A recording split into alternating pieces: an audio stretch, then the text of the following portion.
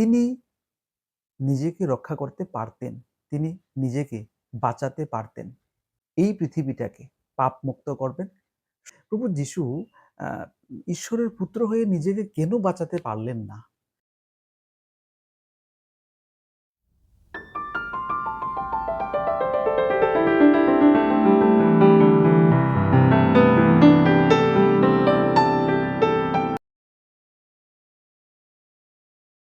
সবাইকে জয় যিশু। আজকে আবারও আপনাদের কাছে আমি এসছি প্রভু যিশুকে নিয়ে কিছু কথা বলবো। আজকে যে টপিক নিয়ে বন্ধুরা আপনাদের সামনে আসা, এটা খুব একটি গুরুত্বপূর্ণ বিষয় এবং আমাদের পবিত্র বাইবেল এই বিষয়টাকে নিয়ে কি বলে সেই বিষয়ে জানবার জন্যই এবং আপনাদেরকে জানাতে আমি আপনাদের কাছে আবারও এসে পড়েছি। বন্ধুরা, অনেকেই একটা প্রশ্ন করে থাকেন যে প্রভু যিশু যদি প্রকৃতই ঈশ্বরের পুত্র হয়ে থাকেন, তাহলে উনি কেন নিজের প্রাণকে রক্ষা করতে পারলেন না? তিনি কিন্তু ক্রুশবিদ্ধ হয়ে মারাই গেছেন। তাহলে এই ঘটনাকে কেন্দ্র করে অনেকেই প্রশ্নটা করে থাকেন যে প্রভু যিশু প্রকৃত অর্থে যদি ঈশ্বরের পুত্র হয়ে থাকতেন, তাহলে উনি নিজেকে কেন সেই ক্রুশবিদ্ধ থেকে বাঁচালেন না নিজেকে? তাহলে আসুন আজকে এই বিষয়টাতে আমরা আমাদের পবিত্র বাইবেলের আলোকে আলোকপাত করি। বন্ধুরা, আমার সমস্ত খ্রিস্টীয় ভাই ও বোনেরা, প্রভু যিশু নিজেকে কেন রক্ষা করতে পারলেন না? এর উত্তরটা এই হবে যে তিনি নিজেকে রক্ষা করতে পারতেন, তিনি নিজেকে বাঁচাতে পারতেন। এমনটা নয় যে প্রভু যিশুর কাছে কোনো ক্ষমতা ছিল না। প্রভু যিশু নিজেকে ক্রুশবিদ্ধ হওয়ার থেকে বাঁচাতে পারতেন, কিন্তু তিনি সবার পাপকে ধুয়ে দেওয়ার জন্য, সবার পাপকে নিজের উপর নেওয়ার জন্য তিনি নিজেকে সেই ক্রুশবিদ্ধ থেকে বাঁচালেন না।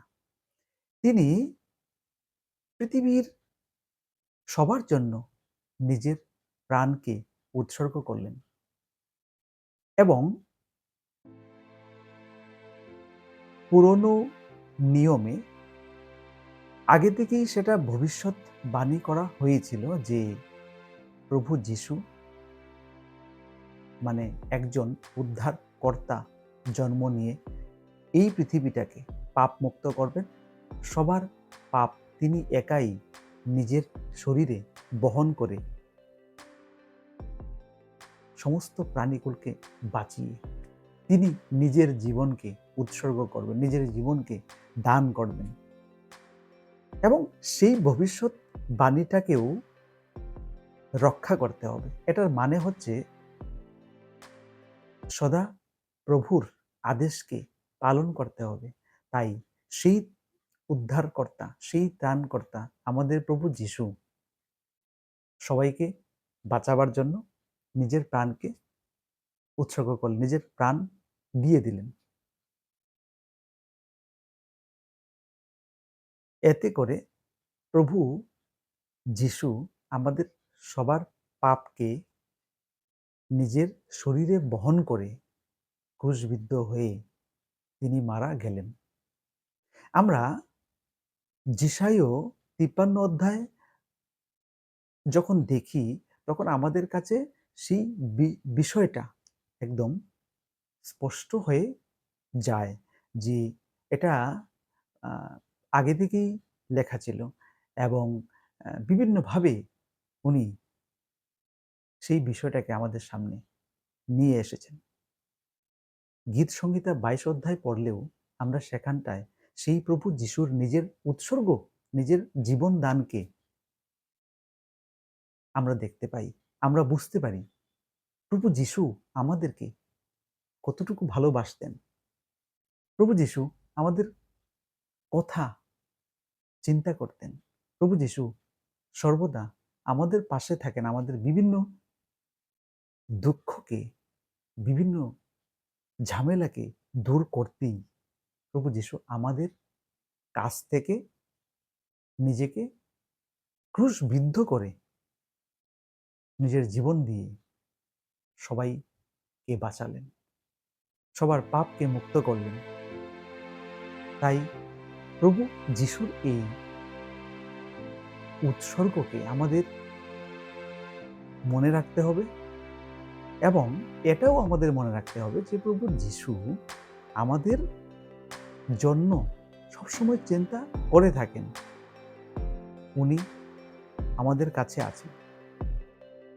তাই অনেকেই আমরা এই প্রশ্নটা যদি খুঁজতে বেরোই যে প্রভু যিশু আহ, ঈশ্বরের পুত্র হয়ে নিজেকে কেন বাঁচাতে পারলেন না, সেটা এই প্রশ্নটার উত্তরটা পাওয়া খুব সহজ হয়ে পড়ে আমরা যখন এই আলোচনাটা রাখি।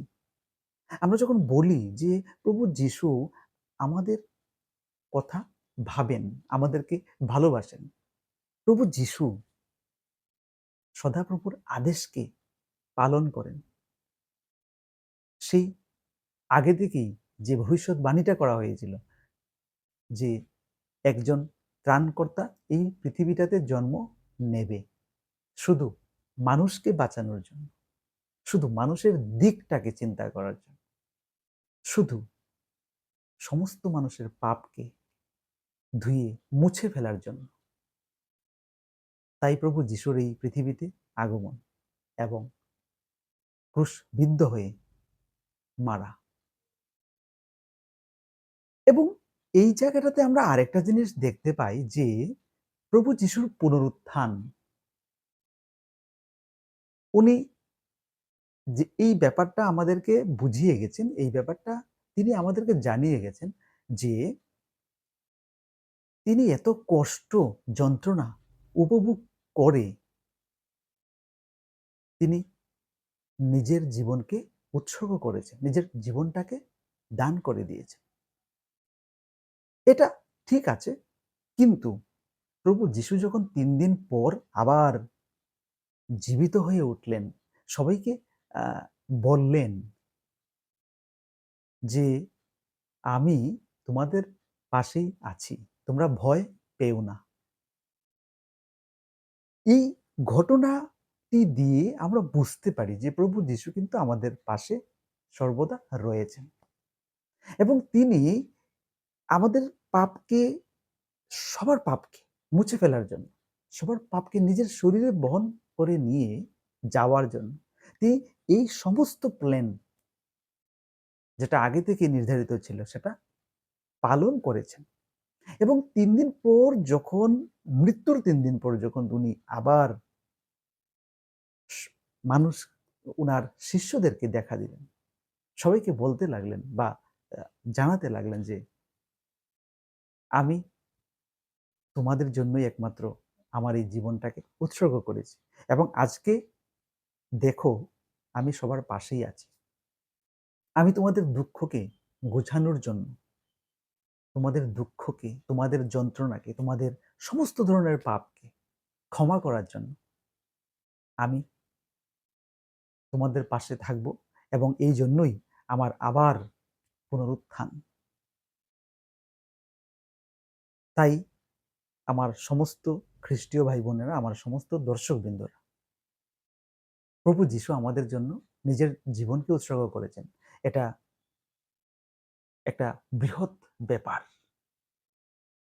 এবং আমরা ওই প্রথম প্রশ্নটাকে যদি উত্তর করি তবে আমাদের সামনে কিন্তু এই পয়েন্টটাই দাঁড়ায়, এই পয়েন্টটাই আমরা দেখতে পারি বা বুঝতে পারি যে প্রভু যিশু সবার জন্য প্রাণ দিয়েছেন, সবাইকে দুঃখ থেকে সুখে আনার জন্য নিজের জীবনকে উনি রক্ষা করেননি।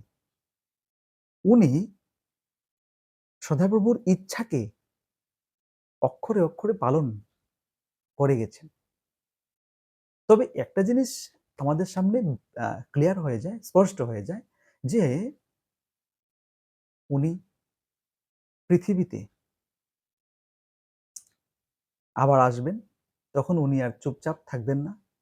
কষ্ট সহ্য করে ক্রুশবিদ্ধ হয়ে মারা পড়বেন না। উনি সবাইকে সমস্ত হিসাব নিকাশ বুঝিয়ে দেবেন। সবাইকে বলবে যে, "আমি তোমাদেরকে বাঁচানোর জন্য, আমি তোমাদের জাজমেন্ট করার জন্য, বিচার করার জন্য, কে কি করেছ সেটাকে জানাবার জন্য আমি আবার তোমাদের পাশে কাছে আসব।" তাই